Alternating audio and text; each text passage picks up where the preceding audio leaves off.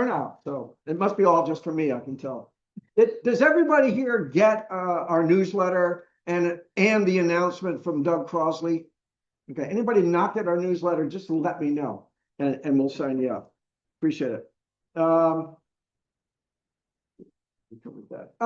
You've probably read about this national, this statewide issue that there's a small group of people that have filed suit against IF&W claiming that fly fishing only rivers and ponds should be illegal and outlawed, and everybody should have access to everybody. So I hope you all understand that that's really bogus. It's our understanding, and Shawn and I were talking about this at dinner, that they don't have much of a legal stand. That issue's been debated before. But if anybody wants any information about it and why fly fishing only waters are good for protecting trout waters, especially some of the brook trout heritage waters, please see me or Shawn or a couple of the other people here, and we'd be happy to go over that with you. I don't think we're going to have to mount a big advocacy campaign, but if we do, I'm counting on every one of you to be involved. We'll let you know. Any questions on that? I understand we're all elite. Yes, wealthy and elite, actually. So if you're wealthy and elite, please raise your hand. Hell yes, that's what I thought. Just FYI, 4% of my understanding is 4% of the waters in Maine are fly fishing only. There's 96% available to everybody else. That's 250 waters out of 5,000. Yeah, that's where I got that 4%. Thank you. Steve, any updates on Grand Lake Stream Trip in May? It's a full house. We have 18 brides and a couple on the waiting list, May 16th and 17th. And as far as meals, Roy and Doug have stepped up. And if anyone else wants to help out with the meals, then get in touch with me. Yeah, as we get closer, we'll do more of that too. So it's kind of fun getting together, and it's a minor version of what you saw with Real Recovery. I mean, we just have a lot of fun. The first couple of trips I took with the chapter, and that's how I met a lot of my fishing buddies that I've been fishing now for 25 years with. So it's just a great way to not just fish, but to meet people and get to know people. And If you love to fish ocean waters, Grand Lake Stream is one of the best in the state. Absolutely. And thanks very much again, Steve, for putting it together.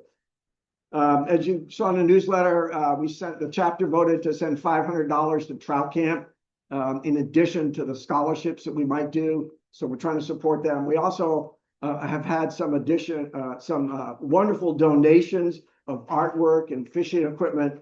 And some of that we're hoping to be able to go to the main the Sportsman Show at the Civic Center at the end of March and see if we can sell some of that to benefit Trout Camp. Which leads me into the next thing. We've had a couple people recently step up and make donations of equipment. Most recently, Robbie Eddy, who's over here. Great example. Rob and I met yesterday, and he has donated some of his fishing equipment, a nice rod, etc., and his grandfather's Thomas and Thomas bamboo fly rod that's in pristine shape. That money, that rod, when we sell it, is going to go to benefit our work on the Duck Trap River, the conservation work there. And some of the other donations we get help fund our other conservation work and the education work that Patrick. So first of all, Robbie, thank you. Appreciate it very much. And I also say that in front of you all. Bruce Sigsby has done that for us in the past, donated stuff. For those of you who know people maybe that don't fish anymore or can't tie anymore, think about donating it to the chapter because we'll put it to good use. Yes, sir. Got a small pair of waders, maybe 7 or 8 ties. Would that work with trout? I don't think Trout Camp needs waders. I think they provide those. But if anybody has extra equipment like that, let me know. I'm working. Super. I'm working with Theo on maybe doing a fishing day here on a Saturday sometime in maybe March, April, early May, like we've done before. And we've made some good money at that, selling equipment. Most of the equipment that you all have donated. It goes to kids that and other people that want some really good but used equipment. So see me about that. Yeah, Bruce, Can I make a quick comment here? certainly. My granddaughter went to trout camp last, as a film, and she had a great time. And more importantly, she is interested in conservation, and it's really got her fired up about it. So it's not just fly fishing, but there's real value in trout camp and conservation. And I think it's great in getting young people really thinking about that and involved. And I really do think we all need to support the camp. It's fantastic. Thank you. Great, no, great. We all know the story about Terry Young's son, Lucas, who was a graduate there and worked here for a bit and became a real spokesman in many ways for fly fishing. So it's great. It helps produce the future leaders for organizations like Trout Unlimited. So it's fabulous that way. How many of you have broken a rod tip? Wow, look at that. Almost everybody. All right. Did you happen to see the little at the end of the newsletter, how to break a rod? Yeah, I thought that was fabulous. I plagiarized it out of the most recent trout magazine that hopefully most of you get. I have personally seen either done that myself or seen somebody do every single one of these. Stick it in the ceiling fan. Try to get out the door of one of the cabins at yeah, I'm blanking. The East Outlet, Wilson's, you know, one of my friends, he's going out the door and the spring shuts, boom. So take that to heart, you know, read it over again if you're not sure, because I swear to you, every single one of those things happens to a lot. And yeah, you can get a good warranty on many of these rods, but you're gonna not have it for 2, 3, 4 weeks or something like that. And you're gonna have to pay some fee. So just take a little bit of time and maybe you won't break it. I thought that was a great article. Another good thing to remember too, is do not put your rod on the roof of the vehicle. Yeah. Yes. Terry, you sound like you've had experience. So I said that to my buddy Jim. I said, never put your rod on the roof. So I put it up there and we're driving down the road at Grand Lake Stream and oh, that's my rod. Yeah. But luckily I heard it. They generally don't stand up well when cars or trucks run over them either. They just don't. You know, they're strong, but they're not that strong. So. So yeah. I saw a guy do that one time out in the Madison River. With Montana. You and the rest of us when you get off mine. Yes, yes.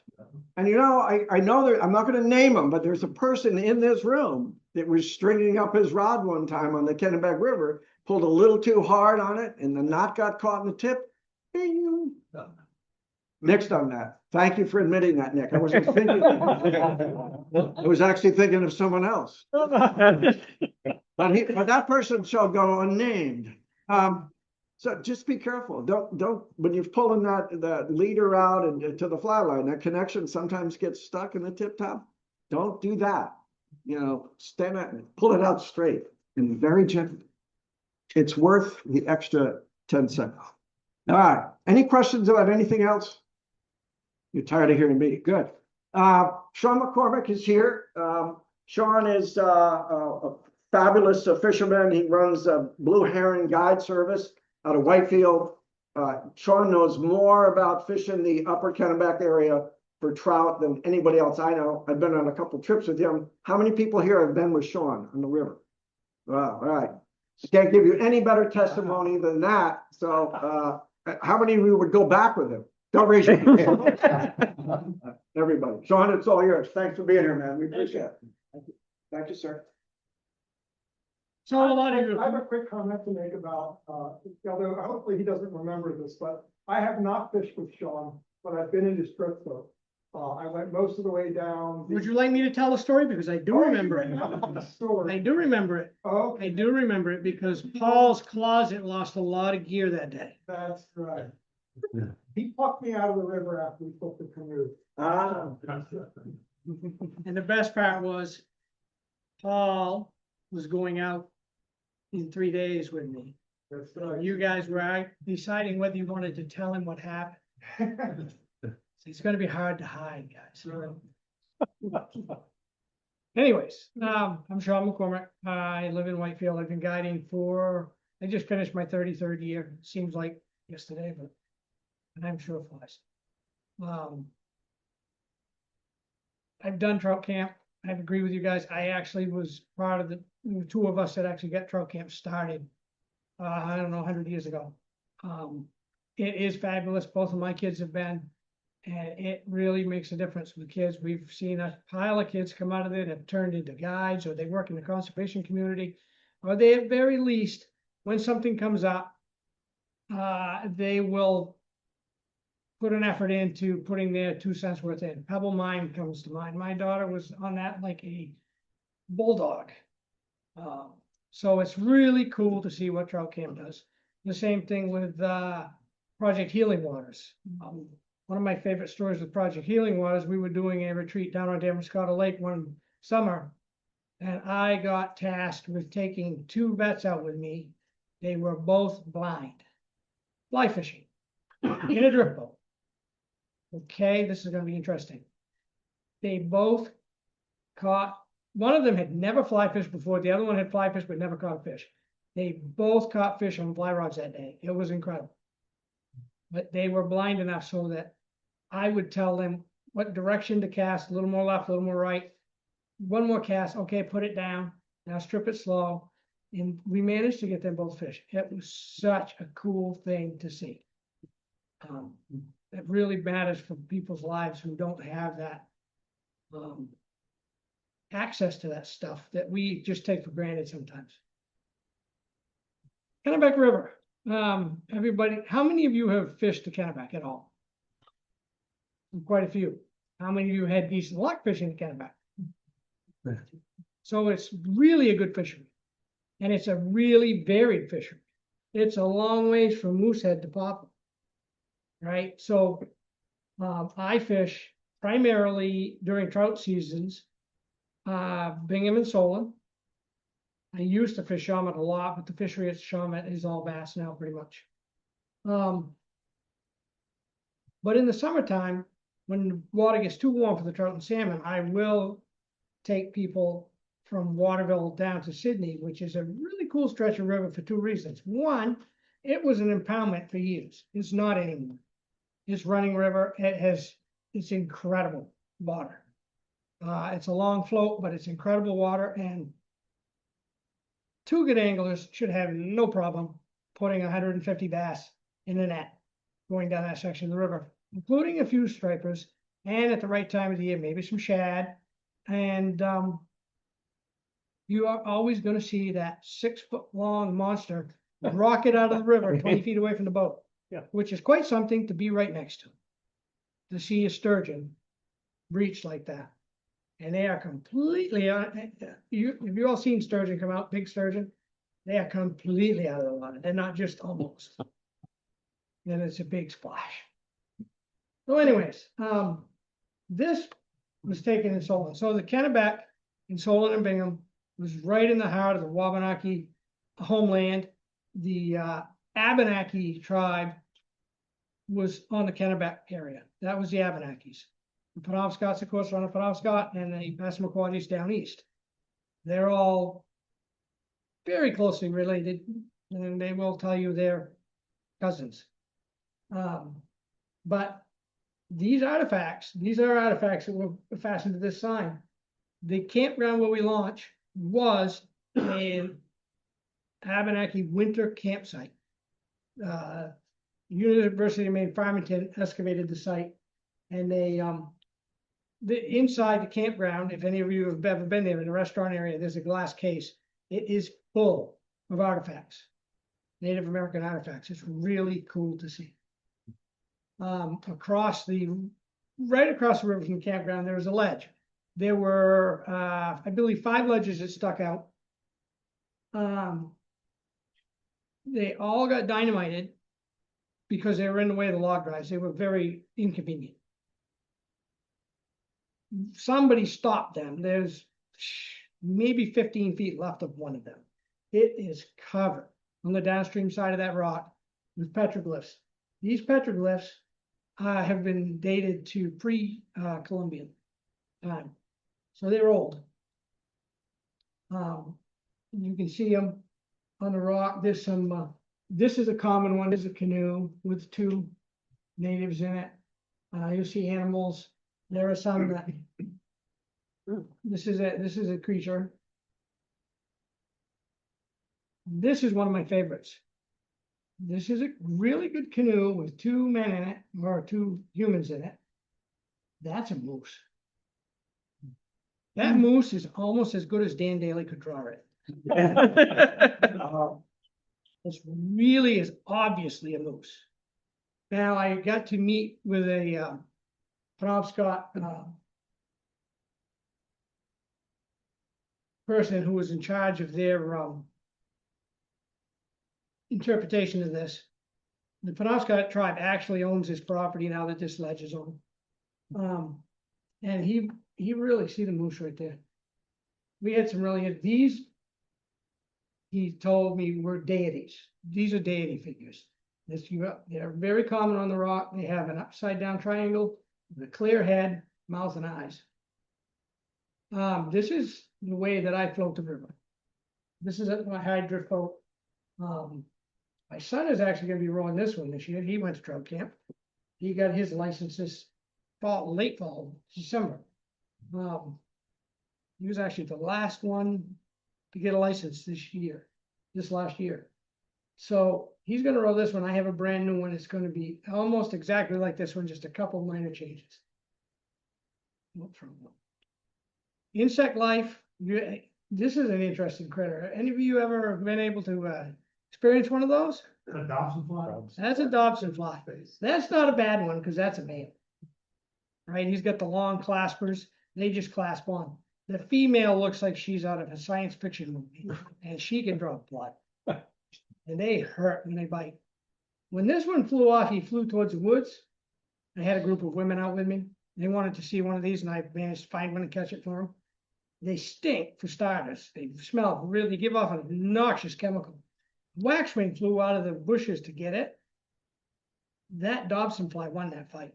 Oh, wow. That he flew away unscathed. That Waxwing gave up. This is a pretty good idea of what we use often on the river. Some people think, oh, we're going to use big flies. Well, that is a dime, and that's a dozen dry flies. Those are black caddis. That could be a prolific hatch in June. This will give you an idea of the water. It's big water. People get intimidated by it. The thing is, just break it down into small pieces. Fish it like little water. Fish live in the same sorts of places you'd find them in any other stream. This was an interesting day. This is in the spring. This is a time when everybody thinks, oh, Hendricksons. Hendricksons are great. This hatch puts the Hendricksons to shame, and they happen at the same time. We'll be fishing Hendricksons, and you'll catch fish on them for about 20 minutes, and they will stop eating the Hendricksons. People always say, I'm using the wrong color dubbing. I'm using the wrong life phase of the Hendrickson fly. They're not eating Hendricksons. All of those bugs you can see on the water right there are Drunella cornutus. They're blue-winged olive. They're size 16.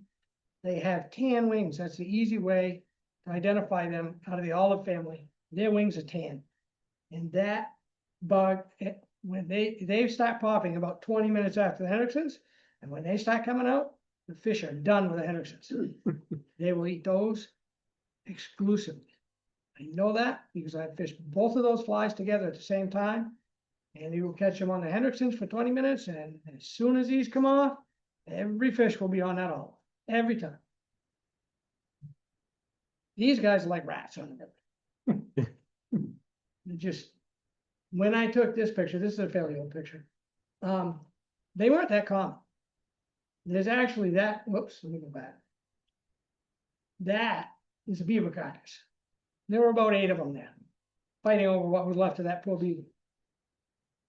They are scavengers. And they've also become quite food acclimated. If you discard any fish, they will be there in short order. This is what we're after in sole. That's a brown trout. This was also solen. We have a lot of those too. Those got put in illegally. The gentleman who put them in is now no longer with us. but he spread them all up to Kennebec because he put them in Wyman Lake, Indian Pond, and Moosehead. Because he wanted to run bass tournaments out of his mulch. Just a selfish thing that he did, and these guys are just exploding. Always fun on the river. You never know what you're going to see. This, I assume you all know what that is. That's a woodchuck. He would make good caddisflies, but you can see that they're all over the place. That is a healthy brown. Again, we take a number of browns on big streamers. And this is a tip that I'll give you. If you've ever fished for browns with streamers and you haven't had success, it's because you're not getting close enough to the bank.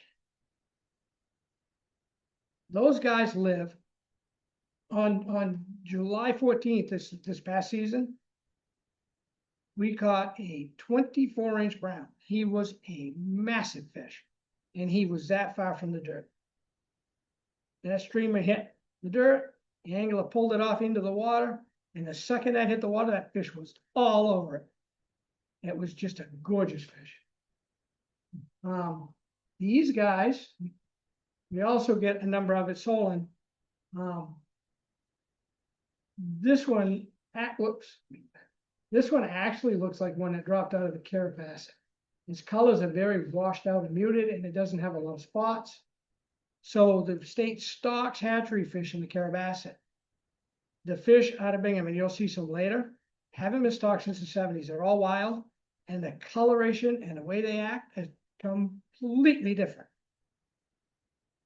You see, I take a lot of wildflower pictures. If you have a significant other that wants to go with you that doesn't want to fish, there's a lot of opportunity to look at wildflowers, wildlife. This is an interesting thing. I'm assuming you all know what those are. This was right at the launch one day. I had 2 clients with me, and this was going on. You could actually see dragonflies swimming out of the river, crawling up on this rock, and you'll notice they're all facing in the same direction. This rock had about 20 of them on it. And what they're doing is they're hatching. It takes them, gosh, it takes them 45 minutes to get their wings unfolded and let them dry enough so they can fly away. They come out of that little short nymph, they're like an accordion. It's all pressed together, and then they just expand out. And their wings unfold finally and unroll. We were there for an hour watching these dragonflies. And I said, geez, guys, we really got to get more fish. Been here for an hour. No, we haven't. Yes, we have. This, one of my favorite things is to take young kids out. He went to trout camp as well. Unfortunately, we lost him. He is one of the kids up at Maine Maritime a couple of years ago that died in that horrific crash.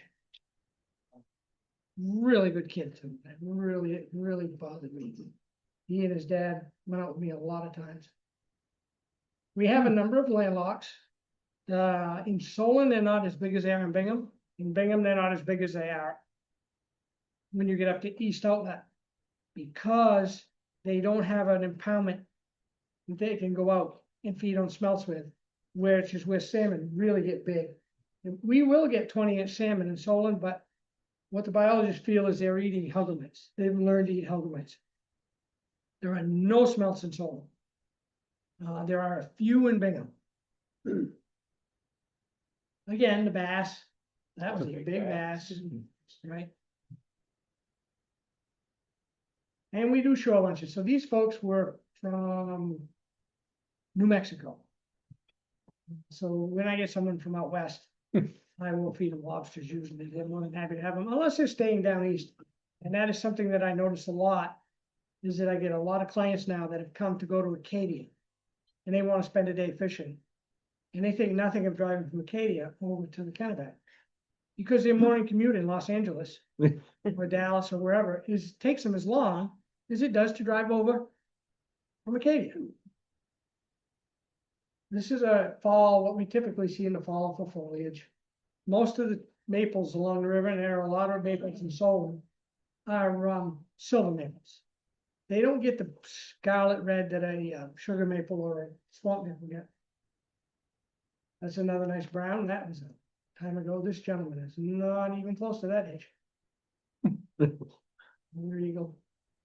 This gives you a good idea of the size of the river, and we have a lot of these clay banks right along those banks, and specifically right there on that corner. That is not a bad place. And again, lots of native wildflowers. That's an angler with a little brown. There used to be a lot of these guys around here. Not so much anymore.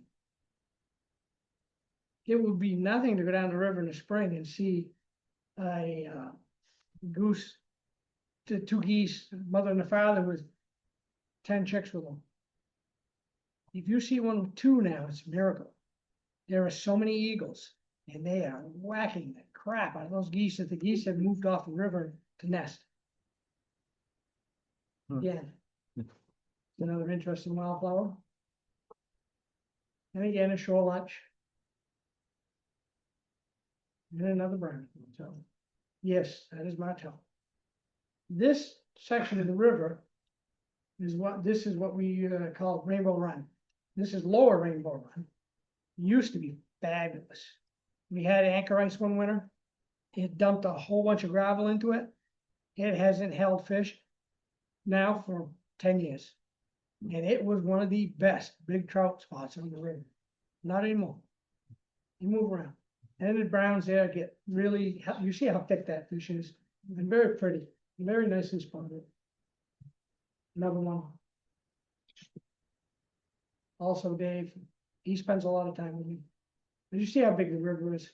And it's also not freestone, right? That water is really, it looks smooth and calm, almost like a pond. It's not, it's really cranking. But the ability to fish dries here is really good, really good. Not a good brand. There's Mouse patterns? Nope, Nope. no, I don't use mouse patterns hardly ever. Streamers for the banks, wet flies are great, and then dry flies. It's a fantastic dry fly fishery. I have had clients that like to use Euro nymphs. We'll get them in some spots where they can do quite well with Euro nymphs. But a lot of the river doesn't really, is not really well suited to Euro nymphs because it's not riffle. There are riffle areas, but nymphing riffle's the best. And a lot of it is just big, deep water. That is a Bingham rainbow. You start, as you can see, how that is a big boat net. You can see how thick that fish is, but the spotting on it. And that's a female. So she's not real red, but she is just covered in spots. What's the history on those? How did the state put those The in? state put them in up until 75 and they stopped. They spawn in, most of them spawn in Austin Stream. A number of them spawn in Jackson Brook, which is below the airport. And that's an interesting thing. When we get up, we'll talking a little more about Bingham. But you have the airport pool in Bingham. Just below that, Jackson Brook comes in. They both come in off the east side of the river. A number of fish spawn in Jackson. Most of the brook trout that we catch in Bingham came out of Jackson Brook. Almost all the rainbows, with a few that come out of Jackson, but Austin Stream, almost exclusively. That's a wild, the salmon up there, both stretches are all wild. The state doesn't stock any. In fact, they're trying to encourage people to take them out of there, which I disagree with, but Yeah, why? Why do they want to take? they think there isn't enough food for the other fish. Well, I don't know if you've been looking at the pictures of the browns and the rainbows, but they're not starving. This cat is starving. Yeah, that's a skinny. Okay, this is a very skinny fish. But if you look, he doesn't have any red spots. No, Wait, close. It's a splake that came down, Yeah. passed down through Wyman. They put splake in Wyman Lake. Splake get in the river and they turn into snakes with big heads. I think of them as, you've seen the picture of an ink pen that's got a fish head on it. That's what they look like. They're just scrawny, and it takes no time for them to get that way. That is actually my older driftwood. That's this area of the river right here is what we call dumpies. So there's a campground right here, there's a private campground, and there's a gravel road just downriver from this that comes down into the river. When this was the trout camp trip, and I had these two guys, these two young youth with me, and there's a shallow bar right there. And it's all weeds, and the water was about that deep. And there were fish rising all over it. He said, "Oh, we want to catch some of those. There could be trout." I said, "Yeah, chubs." Then you leave. No, we want to try. I said, "Whatever, you want to catch chubs, go ahead." They spent the next 40 minutes there catching brook trout.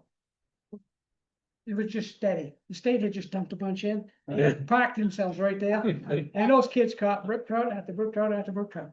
In the meantime, the van was going to meet us at that gravel road with the kids for the afternoon session. And they were like, "It's our turn. We want to catch some of those. Get them off the river." I say, "It's not your turn yet. You got 15 minutes left." This is my son. This is not a big fish, but I put this in here. This fish was rising. You see how shallow the water is where he is? Yeah. That fish was rising like right there. He was in that much water. And that's why I have that picture in there. And I told him, say, "Michael, that fish is right there. You have to stand on the dry ground and fish for that fish." And 2 casts, he had that fish. He's a very good angler now. This gives you a good idea. This is actually Bingham. This is Bingham, and this is the Deadwater. This big high bank right here is actually the Bingham Esker. If you look at the Delorme map, I should say, Gazette, the Bingham Esker is listed in there as one of the major natural areas in the state of Maine. That is a glacial esker. That is a gravel bank that's probably 100 feet high, and it is that steep. With the needles and leaves that are on it, I don't think you could walk up that without killing yourself. Because if you got up at all and you slipped, it is just covered with trees, and you'd be like you were in a pinball machine. You would bounce down through trees and I think you'd be broken to bits. But it's a really cool area because it is a glacial bend. That is something you can physically see and touch. There's a ton of glacial influence in Bingham. We see more Indian artifacts and less fossils in Solon. We see fossils coming out of our ears in Bingham. And they all had to come from the St. Lawrence as that glacier moved them along. 15,000 years ago. These guys are important as heck up there, especially in Bingham. When these guys get hatching, they're not that important. They're good as nymphs. But when they have their egg laying flights, and you use I use a couple of different patterns from just 2. When a fish takes that fly, they don't sip it. It wants to be on no lighter than 4x, and preferably 3x tippet, where they will just be gone with it before you can even know it happened. Well, the golden stoneflies are something else. What's the dry fly condition? When they're laying eggs, the egg-laying females are on the surface, and they are vulnerable as hell, and the fish do not let them go by. And I think the reason they take them as aggressively as they do is there's so many fish there that it's competition. This is another dragonfly hatching on a rock. And you can see how unfolded he is. He's going to be, these green ones are big. They're about that big when they're all done. He's got a long ways to blow out. Another salmon. That's a small brown. Now, I have a couple pictures here, this one and the next one. This is a hatchery fish. Easy to tell. His fins are all beat to hell. He's really, color is not very impressive. And he's really quite fat for his length because they've been feeding him pellets. That's a wild one. Okay, those are 2 completely different animals. This one's got beautiful red spots. His spins are perfect. His color is just striking. It's not hard to tell him apart. That's a nice fish. This guy had never caught a brown at all, and this was one of his first fish on the dry. There's another salmon. This is Bingham in June in the deadwater. So we had some, the water's cold. We had some warm, moist air mass come over, and it makes it foggy as all get out. When you can't see a fish rise on the deadwater that's 100 yards away, it's foggy. Another good picture of one of those rainbows up there. See how pretty they are?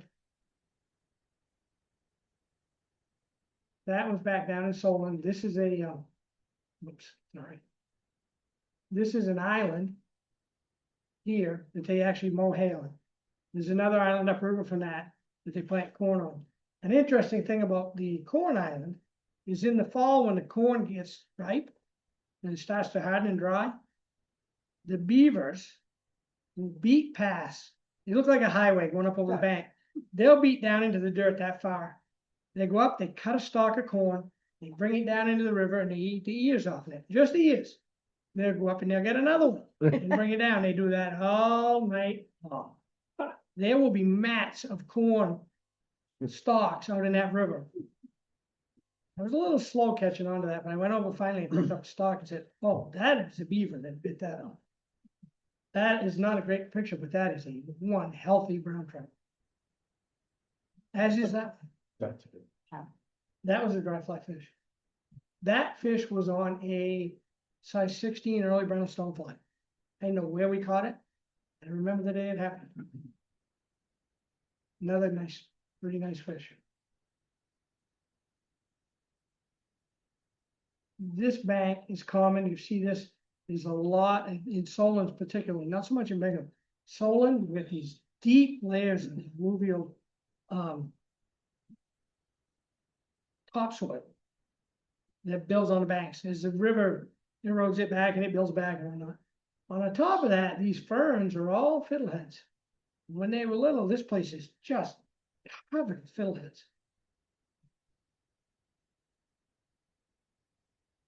That's a decent salmon for up there. That was probably an 18-inch fish. This pool is a pool on Solon. I would put that pool up against any body of water in the country for difficulty, degree of difficulty. That's called Helgramay. There's an island at the base of it. As a matter of fact, right here is an island. Half the current comes down and goes around it that way. The other half comes around this way. The fish look like they're just pointing upriver and rising. They're not. They're actually rising this way because the current comes down and curves, or it comes down and curves that way. And you got to figure out where you are as in relationship to where that splits and what direction is curving when you cast. Because if your line is on the wrong side of the line and your fly's on the other, it's going to drag instantly. And if you have both on the wrong side of the line, it's going away from the fish, not towards it. It's a really challenging place to fish, and it's skinny water and it's clear as hell. And the fish are spooky, which adds even more, which is what makes it so much fun to fish. You can really see that split right there. There you go. That's an osprey, actually. Yeah. You see the fish are really starving. Now that is a decent rainbow, but that is a carabasset fish. You see how washed out that red spot is. There's almost no black spots. Lots of Joe Pye weed and different flowers at different times. That's a nice rainbow. Brown, rather, I'm sorry. Really heavily spotted. The browns are quite striking. There's a cardinal flower that late July through August, early September is just covered with cardinals. That's another very healthy brown. One of the things about Solon, Bingham not so much. Solon, there are so many places that you can pull up and get out and wade and fish. Now, this particular spot, and I know some of you might know where it is, and I should just shut my mouth. But I'm not. This is a river. always fish on that riffle, unless they're at. So my third and fourth trips of the year this year, I had my son with me. And I'm trying to teach him because he's getting ready to be a guide at the time. And the water was running about 8,500 cubic feet a second, which is quite a bit. This bar, I could float over the top of this bar, not touch anything. And out here, really quite raging current. So now, and he's fished here a lot. So now, Michael, at this flow, and this time of year, it was early in the year, this is not where we fish. There's no fish over there. I'm gonna float right through here, and I did, and I dropped the anchor right about here. Down this bank right here, there was about a 200-foot long foam line, and it was stacked with 20-inch fish, rising freely to Hendrickson's and Cornudas. It was, for 2 weeks, some of the most amazing dry fly fishing I've ever seen on the river. Excuse me. Is it like that every spring? No, the beauty of the river is, depending on flow and temperature, those fish can move around and you'll find the big concentrations of fish at different places. One of the best days I ever had up here, I tried to call a trip off. We had 15,000 CFS. 15,000 is rip snorting. There is no bars. Anyway, there's no islands. The water's over almost all, unless except for the very biggest islands. Water's over all of them. But my client said, we've already had to cancel 2 trips. And he did 10 trips a year, and we were gonna make them up anyways. I gotta get out on the river. I don't care if it's just a boat ride. All right, I don't know when the hell we're gonna do lunch, but okay. So we go down. It was one of the most incredible days. The Hendricksons and the Cornudas were coming off. Shawn, what's the second Hendrickson and the what? Drunella cornuda, blue winged olive, tan wing, size 16. Yeah. Sparkled them, absolutely deadly. Okay, thank you. All we had to do was find an eddy along the shore. And in that seam line between the current and the eddy, those cornudas were being held in there. It was a rainy day. So their olives, their wings take hours to dry. Not hours, but a good half an hour. And there were just pigs lined up on those seams, just gobbling those mayflies. We had tremendous fishing. And this would have been one of those fish. You know, that is not an unhealthy fish. And they put a good bend on a rock. This is Solon in the fall. These are areas people tend to stay away from because it's all icky. Fly gets stuff on it. These are places where you'll see noses. Don't go by those noses, even if they're little. A really big fish can make a really small riser in these areas. This fish was notable. We were right where I had those 2 kids. We were fishing at Dunphy's, and this is a good friend of mine, and his father-in-law was with me. And he hooked this fish just as a massive thunderstorm was right on top of us. It's like, dude, you got to get that fish in. We have to go to shore now. We'll break him off, one or the other, because we're going to shore. You're done holding that lightning rod up in the middle of this boat. Another really nice. That's not a huge fish, but really healthy. This is behind Gray's Island. So there are 30 islands and gravel bars on Solon on that section alone. That you could go down there. I don't know how many days you could go down it and never take the same path in a long time. This is a pretty healthy brown. That's a decent rookie. That was in bed. You can get some pretty good rookies. They do occasionally get the question of, and Solon is interesting because you can catch 4 salmonids in a day, which would be a grand slam. You can't in Bingham. And I will get people in Bingham say, geez, I've got a landlock and a rainbow and a brook trout. Now if we could just get a brown. I know that's going to be hard, really hard. They don't exist up here. But they're, how far apart are Bingham and Solon? There's a next. big concrete wall in between them. Yeah. They aren't mixing. Okay, They can fall down from above. They can't go up from below. okay. I didn't Right. realize there is a dam there. And those dams are going to stay. Another healthy salmon.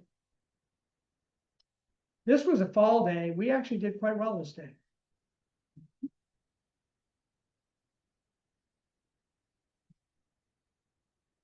Oh, I'm gonna go back to that picture. This is in a part of the river. It's right near the end, right near the takeout. And it is technical fishing, but it's a lot of fun. The fish are feeding on a scum line. It's a conveyor belt of food for them, but they're moving. And they move sideways and they move up and they move down. And you're never really sure where the next one's gonna be. Makes it challenging as hell, but it also makes it fun. You see, that is a terrible bingham right there. This gentleman, Steve Stracolosi, he owns 12 weight. That's actually one of the shirts he's wearing. He is fast into a pretty damn good rainbow and bingham.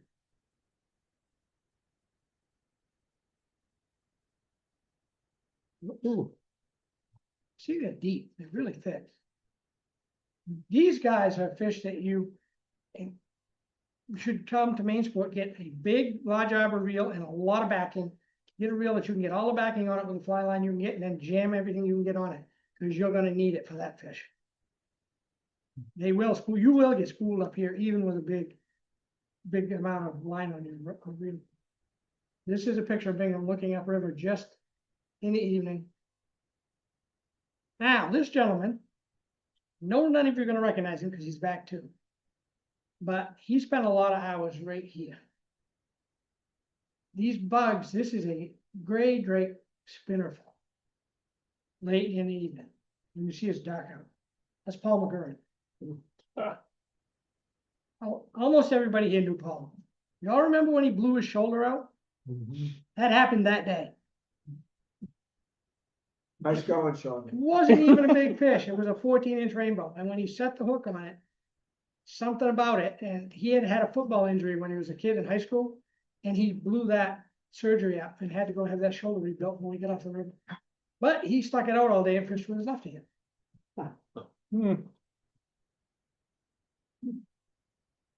Another, that rainbow has an interesting head. It's a this fish, this part of the river is what we call the dead water. What I love about the dead water is it's sort of like if you think of what you hear about Hebgen Lake. They're fish are cruising around and just gulping flies. And any of you that have fished it with me will testify to this. It's uber technical fishing. But the rewards are pretty damn good. I can't anchor when I get within 100 feet of that fish. I can't row when I get 100 feet of that fish. I have to get on top of him and go down onto him, and you have to be ready to cast. A good many really big fish here have been blown when I've asked if someone's ready, and they say, yeah, I said, okay, we're going after him.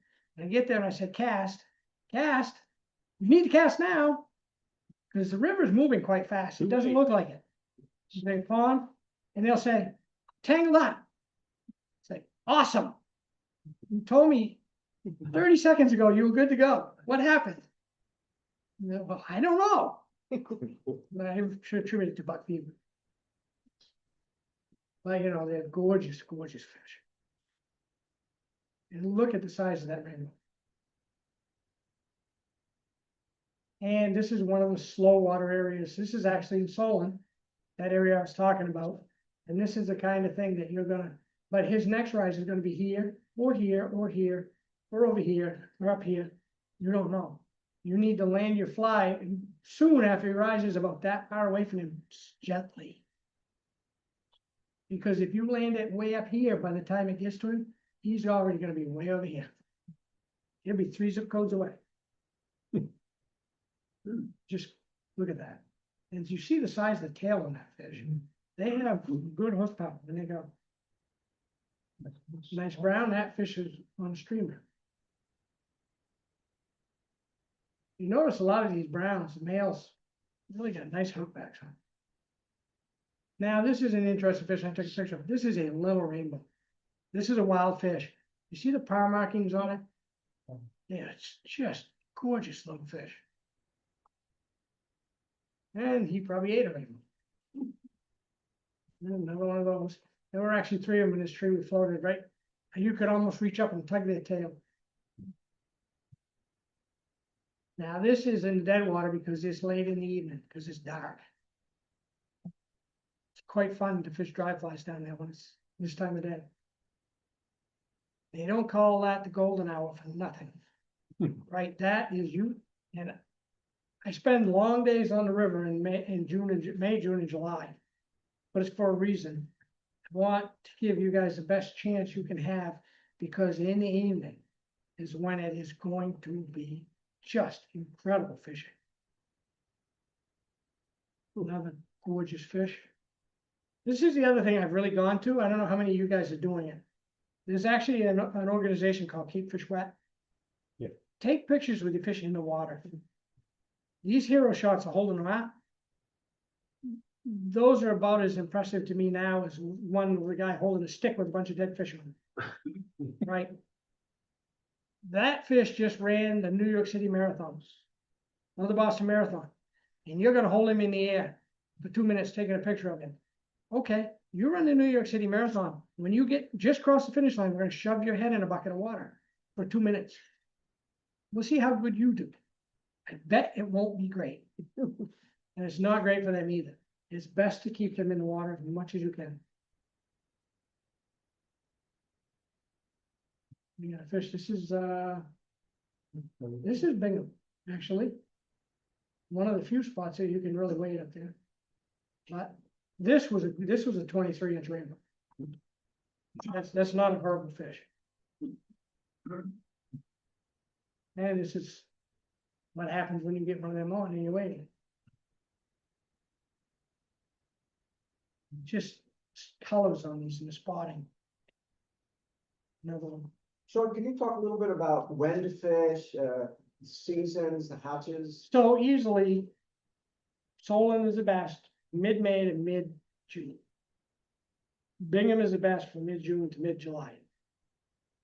Bingham, if there's gonna be a south wind that isn't gonna lay down in the evening, if all you put your money together, you couldn't pay me to row that in the evening with a strong south wind, because it will probably kill me.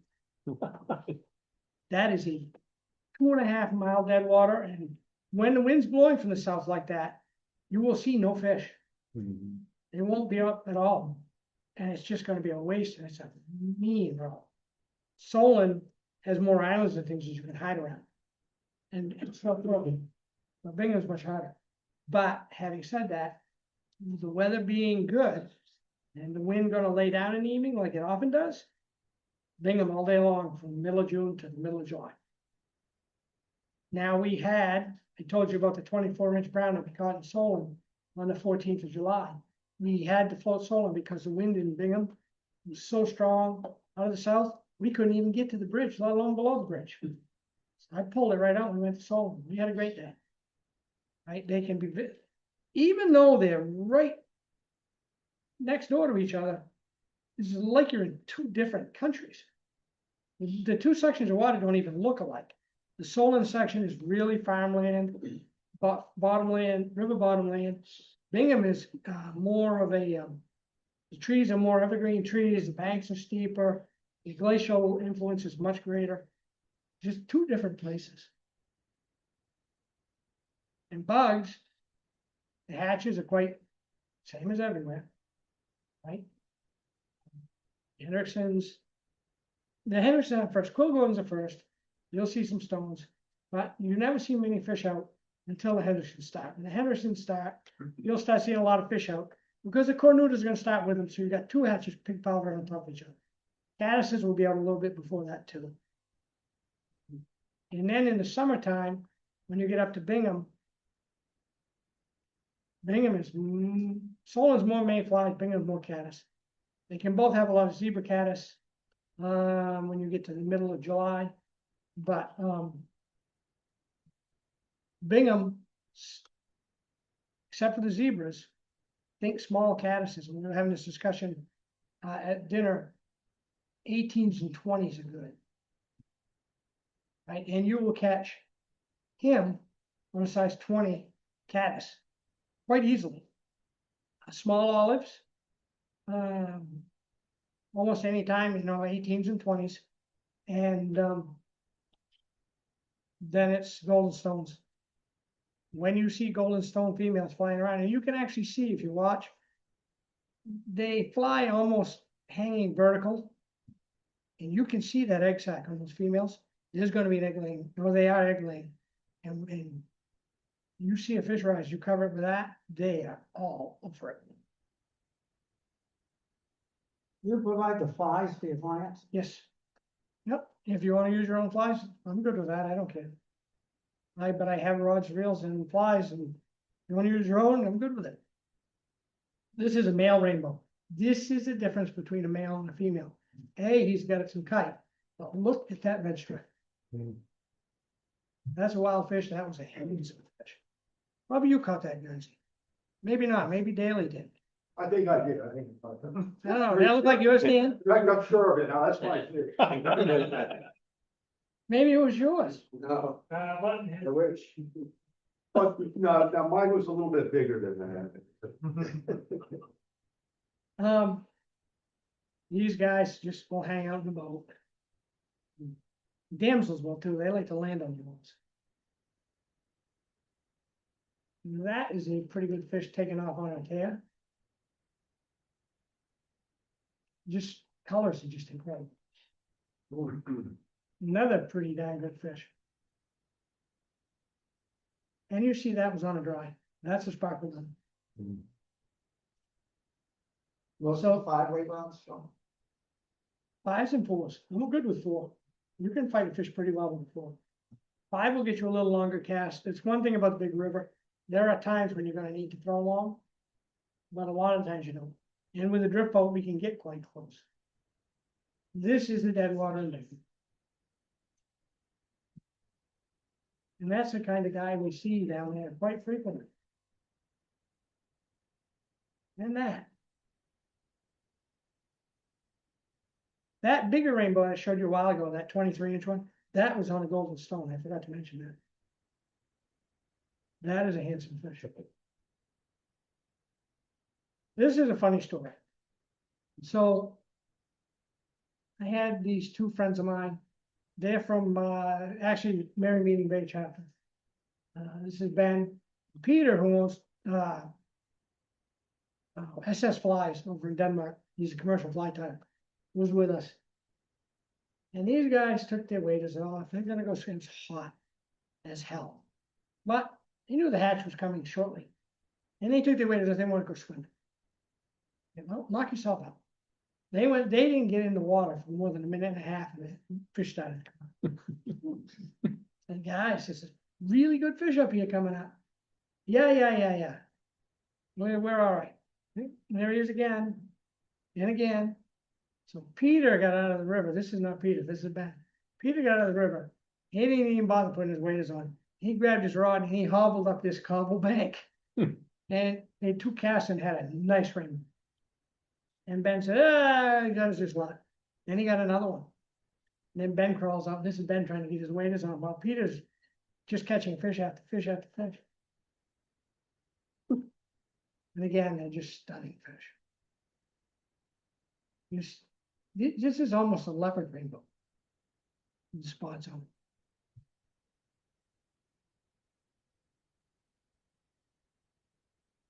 Oh, that's somebody chasing down the river, probably after a chum. This is a world famous fly fishing writer. You guys might not know that. He's actually, he looks a lot like that guy back there. Next month, right? Pardon me? I think you're here next month. Yeah. That's a handsome fish. Just so pretty. That's probably what you were running down the bank at. I like those. Actually, that was That's a Mike nice Holt. fish. That was the fish Mike Holt caught. I know that for a fact. You didn't catch up. I don't think you've ever got anything that good.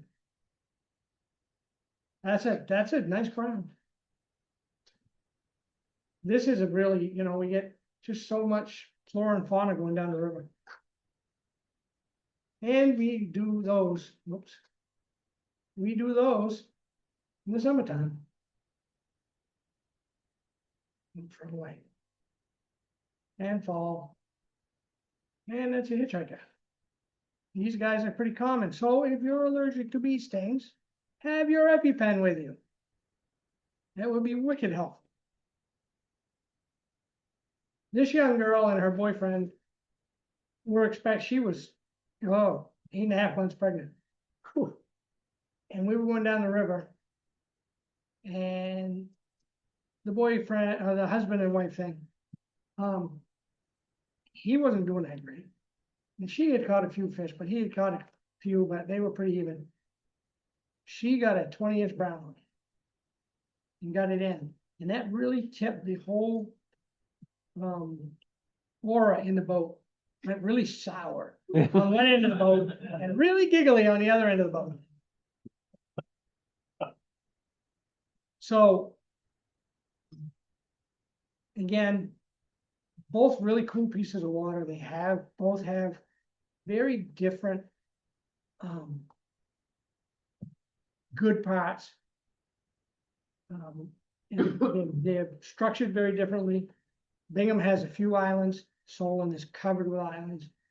Bingham has bigger, deeper water, it seems like, but Solon also has some pretty big water and some pretty good holes. And there's a hell of a lot of history on both of them. They're both pretty cool. You see a lot of wildlife, and you're going to see a lot of fossils and a lot of this stuff. Do you have any questions? How often do you ever see rainbows in the Solon section? Yes. Yes. Have you noticed any increase or decrease? No. So the only rainbows you're going to see in Solon has almost nothing for tribs that come into it. There are a couple small brooks. So the only fish you're going to see in Solon, rainbows, are drop downs either out of the Carabasset or out of Bingham. So a lot depends on a given year what the flows are, how big the water is coming down through or around the dams. And that can really change how many rainbows you see. So it's not like a huge surprise when you look up and land a 16-inch rainbow in the Solon section. I've had days where we've caught 2 or 3 rainbows in a day, and then we go 2 weeks and not see a rainbow. It is not common, and believe it or not, the brook trout's the hardest one to get a grand slam. It is not common. You ever fish between Fox and Minor Mike? No, that's A, it's a little further upriver than I want to travel, and B, it's not terribly forgiving water. And you have that whole Heron dam situation where you get a 4-foot wall of water, then it drops 4 feet and it goes back up 4 feet. You do that about 5 times a day. You look at the flow chart, it just like that over and over and over all day. And it's literally 4-foot rise. It's hard water. Other questions for Shawn? Now, tell us how you got started on your boats. So that's a good question. So a very long time ago, a gentleman that Paul and I both know, was guided on the Kennebec, and he had a kit boat. And I had a acquaintance of mine that he's from Connecticut, he wanted to go out fishing. He wanted to know who to hire to take him out. So I talked to this guy, and he said he'd take him out. His name was Jeff Wilbur. And so he asked me if I'd go with him, and we did a half-day float at Solon, which is, it's a 6.5 mile float. You're doing a half day, you're doing nothing but rowing. But we floated it one evening. And Jeff, being Jeff, we got about halfway down. He said, "You want to try rowing this?" And I ended up rowing the rest of the way. And when I got home, I told my wife, I said, "I am going to have one of those." And that was the beginning of the first one. I'm on my 4th one now. That's how I got started. Roll a skiff down. I don't use the skiffs. I like the room that a drift boat affords me. I have a whole kitchen set up to do these shore lunches in, and I couldn't carry all that in a skiff. I couldn't. I have a table, I have chairs. Yeah. Kitchen set, I had a 65-quart Yeti cooler, which is a fantastic cooler. I've had it for, oh gosh, I bet I've had it for 15 years. I was going through a Coleman every year and a half. But that Yeti is bomb-proof. Other questions, comments?